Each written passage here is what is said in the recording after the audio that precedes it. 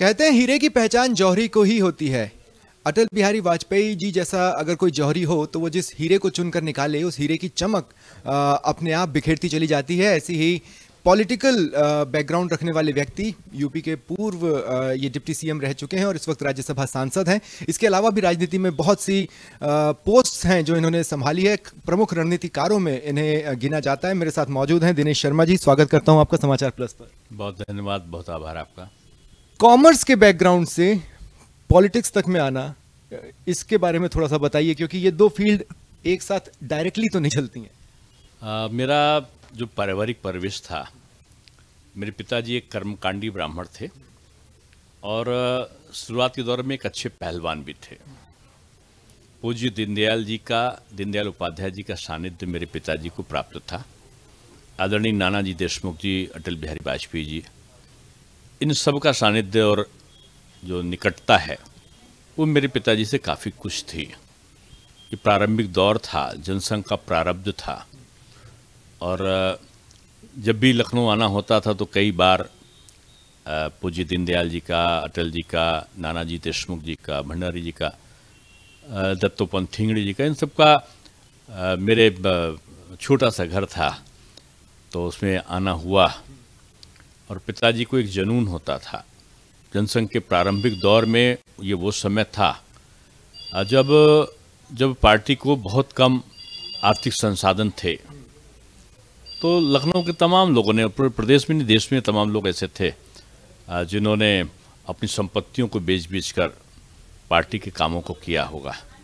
उनमें से एक मेरे पिताजी भी थे और वो पद कभी नहीं लिया उन्होंने, लेकिन जनसंघ की जड़ों से और संघ की जड़ों से उनका एक लगाव भी था, जुड़ाव भी था।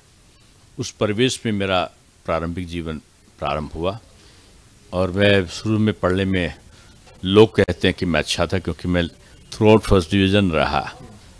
और लोग तो आपको प्रोफेसर साहब भी कहते थे। नहीं, बचपन में क्या था, मैं तीसरे चौथे में था और हाई स्कूल इंटर के लोगों को मैं पढ़ाता था।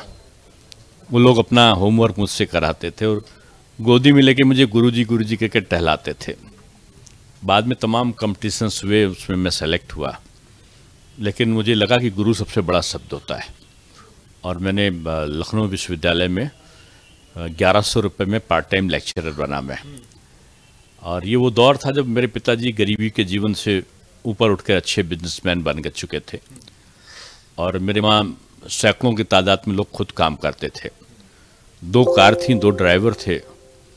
तो ड्राइवर को बुला के मेरे पिताजी ने बोला, जिस दिन मैं लेक्चरर बना था पार्ट टाइम, कि तुमको कितना तनख्वाह मिलता है। ड्राइवर से बोले, जमील उसका नाम था। उसने कहा, पंडित जी आप मुझे और दूसरे ड्राइवर को 2-2 हज़ार देते हैं। बोले, आज मेरा बेटा 1100 रुपये आ रहा है। मैंने कहा, नहीं मैं लेक्चरर बनूंगा। और मैं साइकिल से जाता था और मैं लेक्चरर के तौर पे अपने को संतुष्टि मैंने प्राप्त करी। विद्यार्थी परिषद से जुड़ा, कार्यवाहक अध्यक्ष बना।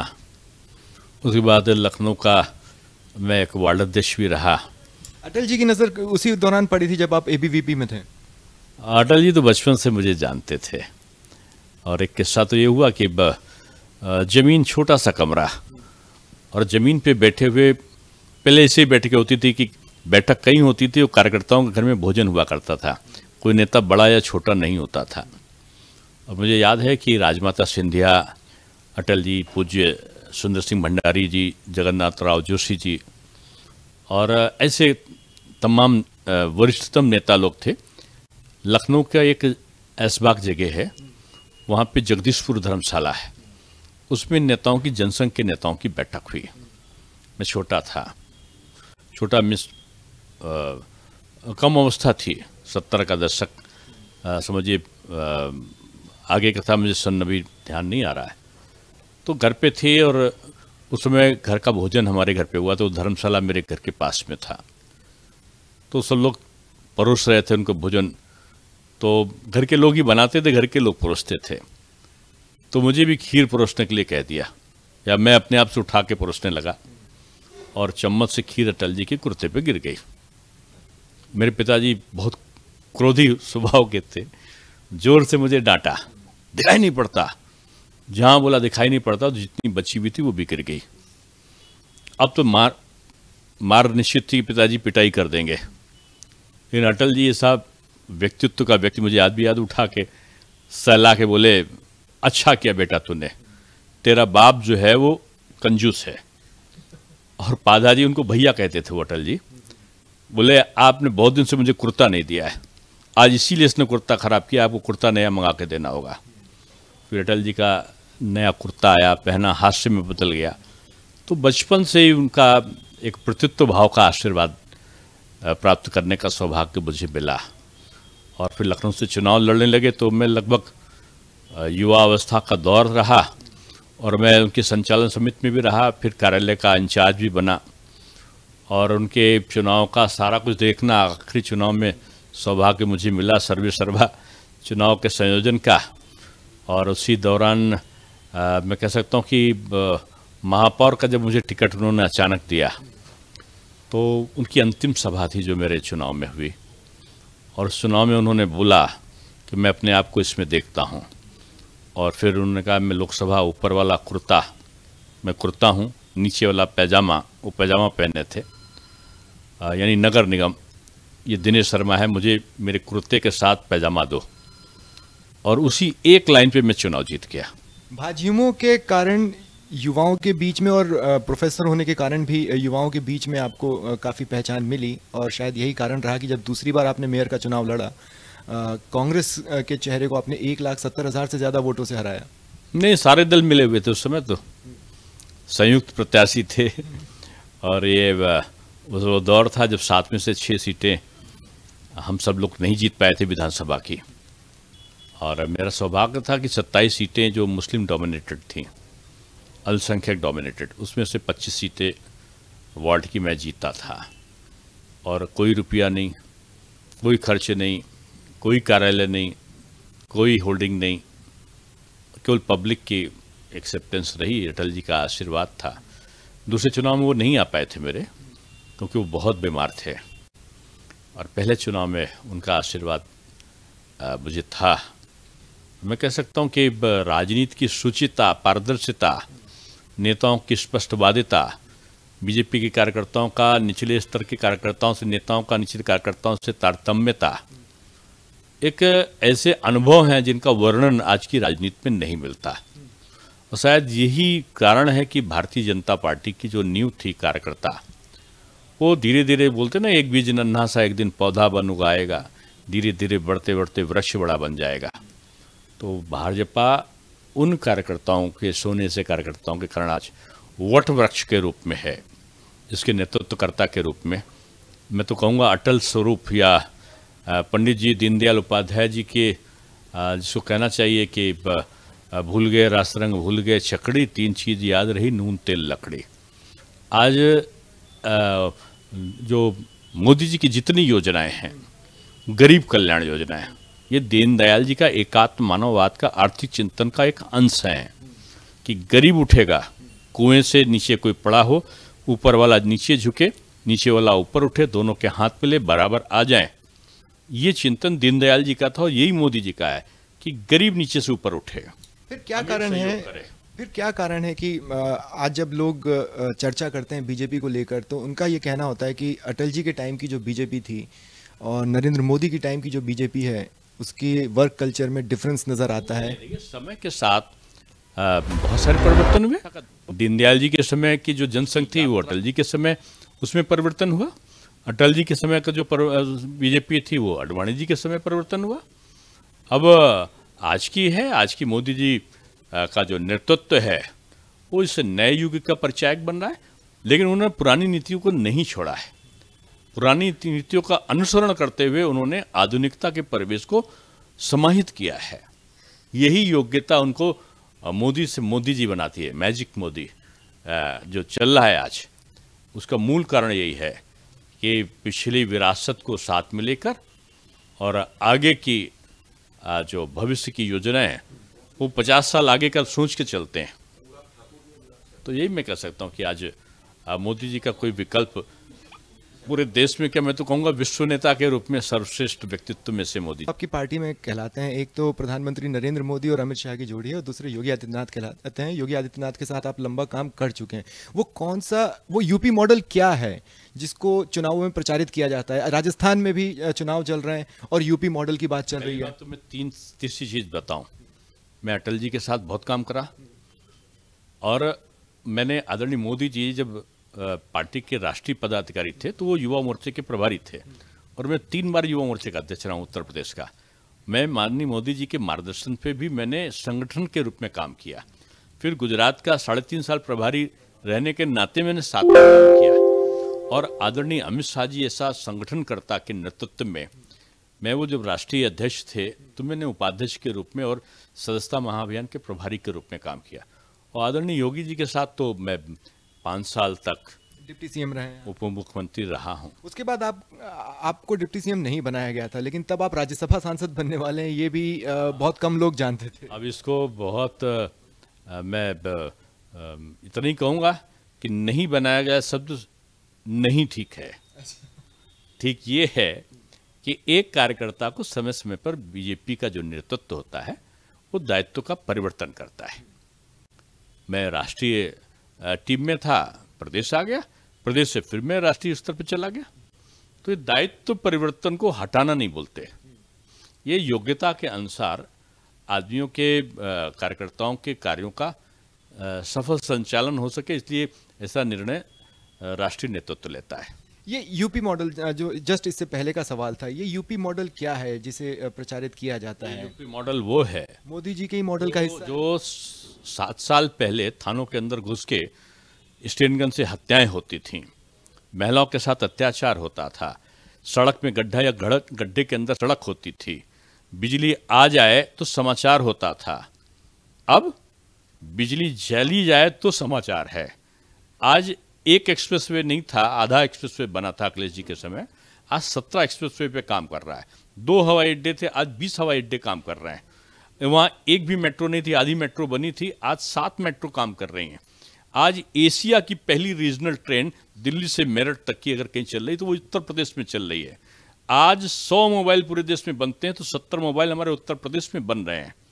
आज अगर सबसे बड़ा एशिया का डाटा सेंटर कहीं है 250 मेगावाट का, तो वो उत्तर प्रदेश में बन गया है। आज अगर एक आधुनिक अयोध्या की परिकल्पना करिए, जो 500 साल में नहीं हो पाया, आज सबसे बड़ा राम मंदिर, श्री राम जी का मंदिर आज उत्तर प्रदेश में बन रहा है। बाबा विश्वनाथ का कॉरिडोर बन चुका है, नैमिषारण्य का उद्धार हो रहा है, विंध्याचल का सर्किट में काम लगभग समाप्त है, मथुरा विकास पर्वत का काम चल रहा है। आज 100 की रफ्तार से भी चलो तभी लगता है कि और स्पीड बढ़ सकती है, ऐसी सड़कें हैं। तो बड़े बड़े ऑफिसेज हैं, जो आज एंटरप्रेन्योर विदेशों से आते हैं वो हमारे वहाँ प्रोजेक्ट लगा रहे हैं यूपी में। अभी चाइना से कोरोना में छोड़ के जो लोग गए वो वियतनाम और आपके कोरिया नहीं गए, वो भारतवर्ष में आए। भारतवर्ष में भी वो तमिलनाडु और आंध्र प्रदेश और बंगलौर नहीं गए, चेन्नई नहीं गए, वो उत्तर प्रदेश में आए। क्यों? उत्तर प्रदेश बदल चुका है। भाजपा की सरकारें जहाँ होती हैं, वसुंधरा जी यहाँ पर मुख्यमंत्री थी, डेवलपमेंट और इंफ्रास्ट्रक्चर कितना बड़ा था। आज गहलोत जी आ गए, गहलोत जी में एक ही अचीवमेंट है कि भ्रष्टाचार की पराकाष्ठा करने में वो नंबर 1 बन के जा रहे हैं। तो ये विदाई का समय है कांग्रेस का, और कांग्रेस के नेताओं का जो आजकल ज्ञान वर्धन बढ़ा है उसका दंड देने की तैयारी का समय 25 तारीख है। जो कहा उसमें 2 बातें मैं जोड़कर पूछना हाँ, पनौती। अब उनसे पूछो, उनका ज्ञान यहाँ तक है। अगर कहते हैं कि उस मैच में चले गए तो हार गई इंडिया, तो ये 10 मैच जीती, उसका श्रेय किसे जाएगा? ये खिलाड़ियों को यश और अपयश देखिए, उनका प्रोत्साहन बढ़ाने की जगह अपयश देने की जरूरत नहीं है। ये भारत का सौभाग्य है कि मोदी जी जब प्रधानमंत्री रहे तो जो एशिया कप में हमारे 2-4 मेडल आ जाते थे, आज सैकड़ा बना, 125 से ऊपर मेडल आए एशिया गेम्स में। खेलो इंडिया शुरू किया, सांसद खेल प्रतियोगिता शुरू किया, जो अधिकारियों के दौरे होते थे उन दौरों के खिलाड़ियों के विकास पर, उनकी ट्रेनिंग पे किया। आज ओलंपिक में भी 1 मेडल नहीं हॉकी का, आज दर्जनों मेडल आ रहे हैं। और जो मेडल आते हैं सरकार उनके खिलाड़ियों के रहन सहन का, उनकी नौकरी का, सारी व्यवस्थाओं को करती है।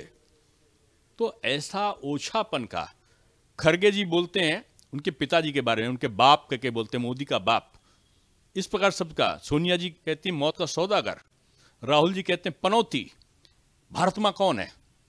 वो बोलते हैं खरगे जी कि मोदी ना आए, ये मीटिंग में बोल रहे हैं, नहीं तो सनातन आ जाएगा, सनातन को नहीं आने देना है इसलिए मोदी को वोट नहीं मिले। ये भाषण में कहते हुए सुनाई पड़ रहे हैं। दिग्विजय सिंह ऐसे लोग बोलते हैं कि गाय का मांस खाने में कोई पाप नहीं है। और यहाँ पर मध्य प्रदेश की सरकार में तो आप देखो, उन्होंने कमलनाथ जी 15 महीने के लिए आए, 11 महीने के लिए, तो उन्होंने कहा कि महिलाओं के लिए अलग से अंग्रेजी शराब की दुकानें खोलेंगे। इनकी दुष्सिक मानसिकता है। राजस्थान में छोटी बच्चियों के साथ बलात्कार हो रहा है, पुजारियों की हत्या हो रही है, सर तन से जुदा कर दो, इस प्रकार की मानसिकता। कन्हैयालाल का खुलेआम वीडियो बना के मर्डर हो रहा है। इसलिए अब ये बदलने का समय आया है, बदलाव। कांग्रेस का कहना है कि राजस्थान के चुनावों में आप ध्रुवीकरण कर रहे हैं, हिंदुस्तान पाकिस्तान का मैच बताना, या फिर इस तरीके के मैच तो यही बोल रहे। ये पनौती वाले कौन हैं? ये बुढ़ावती में भी जो जवान बनने का स्वांग रच रहे हैं। अब ये विवाह नहीं हुआ तो ये उनकी मां चिंता करेंगी, उसकी कुंठा वो निकालते हैं मोदी जी पर, वो निकालते हैं उत्तर प्रदेश और भारतवर्ष की जनता पर। आज राहुल जी, मैं समझता हूं कि वो पारिवारिक पीड़ा से ग्रस्त दिखाई पड़ते हैं। ये तो कोई ऐसा असंसदीय भाषा प्रधानमंत्री के बारे में नहीं करेगा। और मैं समझता हूं कि जो विदेशी मानसिकता से घिरा हुआ होता है वो इस प्रकार की छोटी सोच रखता है। बुलडोजर वाली कार्रवाई को ध्रुवीकरण का प्रतीक कैसे बता दिया जाता है? नहीं, बुलडोजर चलेगा तो हमारे वहाँ क्या न्यायालय नहीं है क्या? अगर अवैधानिक कार्रवाई हुई होती तो अभी ये ईश्वर की अनुकंपा है कि भारत की न्याय व्यवस्था के बारे में कोई भी टिप्पणी नहीं करता पूरी दुनिया में। योगी जी जो भी काम करते हैं वो न्याय संगत तरीके से विधि विधान के साथ में करते हैं। मोदी जी जो काम करते हैं वो विधि के अनुसार करते हैं। अमित शाह जी ने चुटकी बजा के 70 साल की समस्या कश्मीर के 35 से और 370, उन्होंने कहा 1 2 3 और धारा 370 फ्री। लोग बोलते थे विभाजन हो जाएगा, कोई कहता था पाकिस्तान में मिल जाएगा, कोई कहता था गृह युद्ध छिड़ जाएगा। अरे परिंदा ने पर नहीं मारा। आज लोग शांति से चल रहे हैं। जो राहुल जी कह रहे हैं ना कि कश्मीर में मैं चला गया और तिरंगा, अरे कांग्रेस की सरकार थी तो तिरंगा क्यों नहीं फहरा पाए भाई? तब तो मिलिट्री भी जाती थी, तब भी उसको पूरा सुरक्षा का ध्यान रखना पड़ता था। ये आज बीजेपी है ना, तो अब कबूतर नहीं उड़ा करते। 15 अगस्त और 26 जनवरी को पाकिस्तान से गोली चल रही होती थी। इंदिरा जी, पता चला राजीव जी, नरसिम्हा राव जी, मनमोहन जी सफ़ेद कबूतर लेकर चढ़ जाते थे लाल किले पर, और कबूतर उड़ता था कि Pakistan I love you.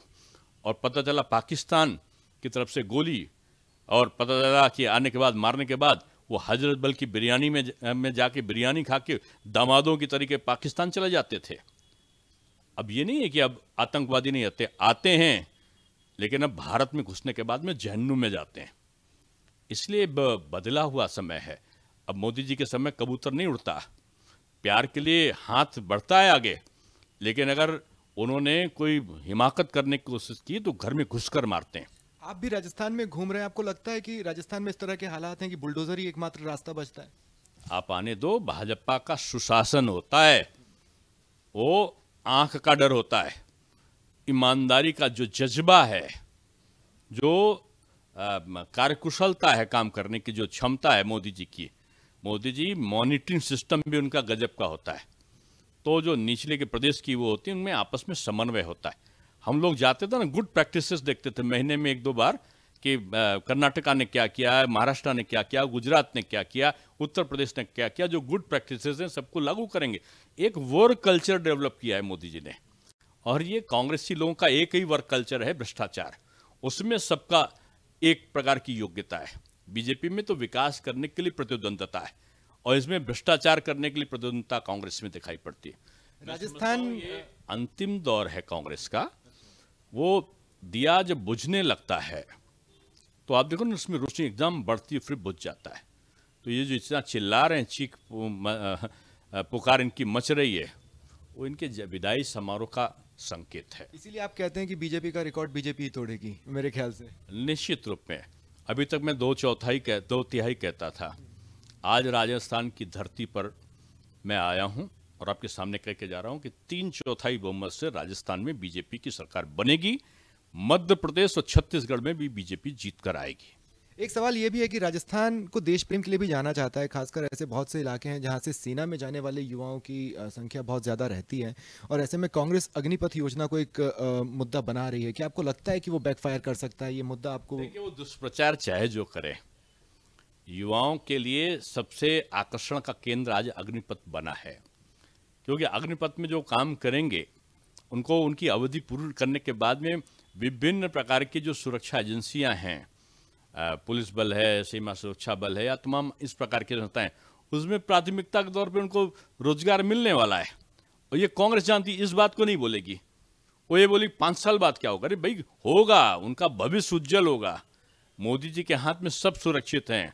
Modi है तो मुमकिन है, बस कांग्रेस के लिए नामुमकिन है मोदी से पार पाना। मेरा एक अंतिम सवाल, आखिर सीएम फेस को लेकर कोई क्लैरिटी क्यों नहीं है बीजेपी में, जबकि आप चेहरों पर चुनाव लड़ते रहे हैं? बीजेपी दूसरी पार्टियों से भिन्न है। बीजेपी में चेहरा नहीं होता है, चिन्ह होता है। बीजेपी में नेता नहीं, कार्यकर्ता होता है। बीजेपी में व्यक्ति से बड़ा संगठन और संगठन से बड़ा राष्ट्र होता है। तो जो हमारा प्रतीक है कमल का निशान, वही मेरा चुनाव चिन्ह, मेरा प्रत्याशी भी है, वही मेरा नेतृत्वकर्ता भी है, और पार्टी के प्रति समर्पण यही कार्यकर्ताओं का दायित्व भी है, नेताओं का भी यही दायित्व है। इसलिए सांसदों को भी जब विधानसभा चुनाव लड़वाया जा रहा है तो कोई विरोध या नाराजगी का ये तो मैंने शुरुआत में कहा, ये कांग्रेस में होता तो जैसे दिग्विजय सिंह जी बोलते थे ना कि मेरा कपड़ा फटने वाला है, ये कपड़ा फाड़ कांग्रेस में अगर इस प्रकार का निर्णय हो जाता ना तो कितने इस्तीफे हो जाते और कितनी जगह लाठी चल चुकी होती। ये बीजेपी है जिसमें अनुशासन ही उसका मूल मंत्र है, और उस मूल मंत्र के आधार पर पूरे भारत में सुशासन की संकल्पना जो पूरी होने जा रही है, उसकी यात्रा का प्रारब्ध राजस्थान होगा। और ये राजस्थान में ये एटीएम है, एटीएम बैंक की तरीके से 25 तारीख को वोट डलेगा कि डालेंगे वो राजस्थान में वोट, और यहाँ पर सरकार बनाएंगे। वो वोट सीधे तीसरी बार प्रधानमंत्री बनाने के लिए केंद्र में उसका आगाज राजस्थान से करेगी। मैं कह जा रहा हूँ कि अब बहुमत, हालांकि कांग्रेस के लिए तो बहुमत का मतलब है कि राहुल जी के लिए बहुमत, लेकिन बीजेपी के लिए है मेजॉरिटी। तो ये मेजॉरिटी का चरम सीमा पे पहुंचने का समय आया है। चलिए, थैंक यू दिनेश जी आपका हमारे साथ जुड़ने के लिए। तो समाचार प्लस की स्क्रीन पर आप देख रहे थे राज्यसभा सांसद हैं और कई अहम जिम्मेदारियां दिनेश शर्मा जी संभाल चुके हैं, लेकिन सबसे बड़ा दावा जो उन्होंने किया है वो ये कहा है कि बम्पर वोटिंग यहां पर होगी, लेकिन बीजेपी को बम्पर जीत यहां पर मिलने वाली है, जैसा कि उनको नजर आ रहा है। शुक्रिया।